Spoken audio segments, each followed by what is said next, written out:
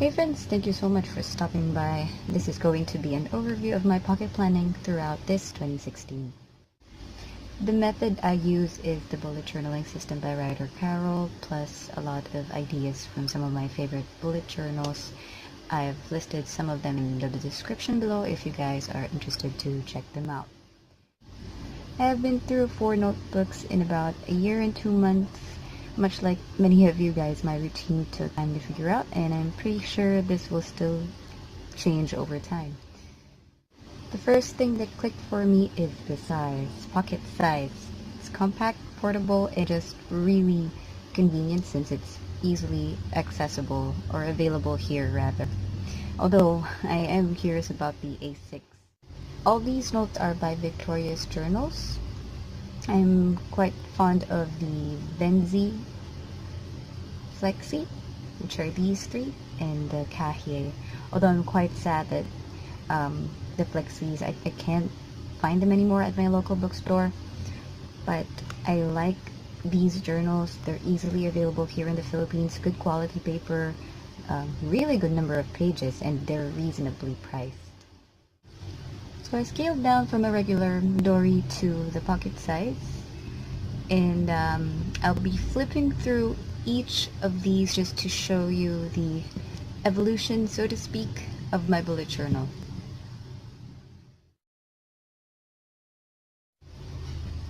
This is the first pocket bullet journal I started, and I used it last October 2015 until December 2015. This is a Flexi journal which has 6mm lined paper. 96 pages. I cannot remember the weight of the paper. I usually start out with an index, which I'm not really that good at filling out. I put in my to-dos here, and I started out doing to-dos only because I had a monthly calendar in my traveler's notebook, and then just straight on proceeded with rapid logging for the dailies. And then I found Austin's logbook. I'll link his website below, and then just imitated his logging style, his sort of journaling style. And then I tried out doing day on a page, still doing the logging. And then in October I started tracking my expenses in my food, what I eat rather. I also use this notebook for random notes. Here's a new layout in November. Still some notes.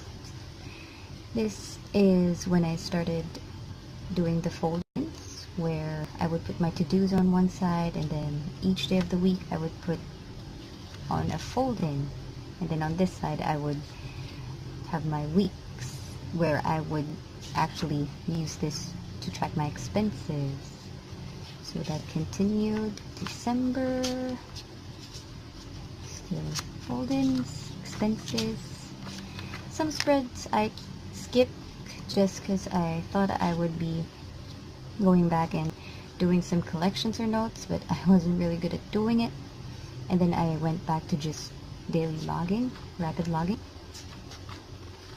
Some notes. And then in January I tried to create a month on a page, and then another new layout, the tasks I put here, and then I just had a fold-in, but I had all of the days. And on this side I used for ideas because I started using an app on my phone to track my expenses. Some notes, and yeah, that's basically it for this notebook. That's the first bullet journal. This is the same bullet journal that I started in January up until April of 2016. Here's the index.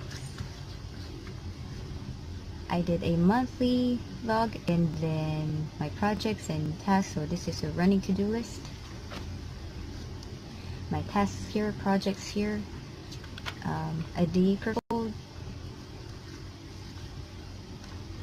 also provided some spaces for ideas, continuing with the day per fold, some notes. February, my running to-do list for February, day per fold, some notes, still my tasks, day per fold, notes, tasks, day per fold, and still see some ideas here. Just the same. And this was the new layout that I did.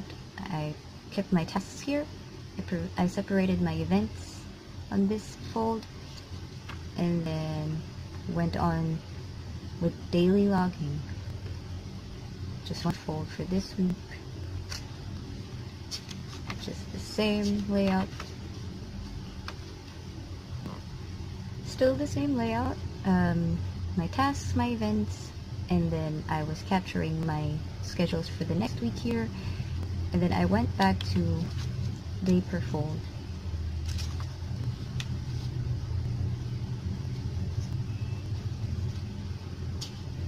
And then for this layout, I kept my tasks here, my day per fold, and then I tracked what was going to happen the next week and the space for the ideas here. And I transfer that in here again.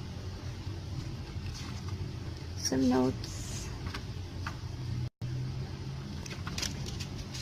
And yeah, that's the second bullet journal.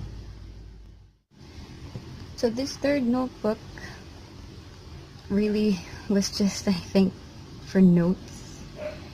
This lasted me for just about a month. Here's my index. I just continued with the layout that I was doing, the tasks here, the day per fold, the events for the next week, and some ideas.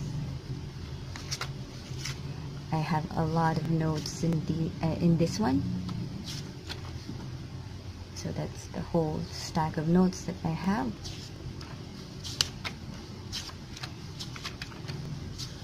Really just about notes. And then I got too tired with work and school, and so I went for the Hobonichi, which is this notebook. And I used it for about a week in April, I think about a month, but I missed the flexibility of the bullet journal, and so I went back in July to a bullet journal. And so I started really getting into a groove with my pocket bullet journal in July of this year. So I started this in July, and I'm gonna be through with it this December, which is great. This particular notebook is the pocket size 5mm dot grid cream paper. It's 80 pages, 80 gram paper, and this is the Victoria's Journal's Cahier notebook. I really love this notebook. It has a space for your personal data, a dedicated spread for your table of contents or your index. Here's my bullet journal key. I started with drawing my monthly spread and my running to-do lists on the side, and then just rapid logging for each day. Just very straightforward. Here's August.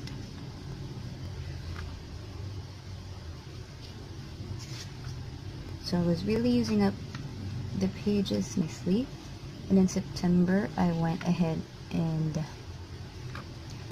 put in the months as tip-ins, so that when I was working I would be able to refer either to my task list or my schedule. So that's September right there. I sometimes put some project tasks or project lists here or notes.